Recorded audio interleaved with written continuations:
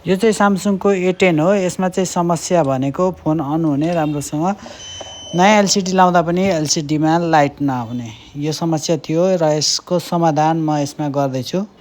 अब हेर्नुहोस् न कति सानो समस्या रहेछ। एउटा क्यापासिटर मात्रै सर्ट भएको रहेछ। यो क्यापासिटर सर्ट भएकाले गर्दा यो फोनको एलसिडीमा लाइट आएन। अब यो सर्ट भइसकेपछि के गर्ने? यसलाई झिक्नु त परिहाल्यो। यसमा झिकेर म यसमा यति नै भेल्युको अर्को क्यापासिटर अर्को कुनै बोर्डबाट झिकेर लगाउँछु। यति गरिसकेपछि हाम्रो समस्याको समाधान पक्कै पनि हुनेछ। अब यसमा अर्को बोर्डको लाइट सेक्सनबाट हाई भोल्टेजको क्यापासिटर झिकेर यसमा मैले लगाइसकेको छु। यति गरिसकेपछि हाम्रो समस्याको समाधान हुन्छ भन्ने छ। अब चेक गरौँ यसको समाधान हुन्छ या हुँदैन।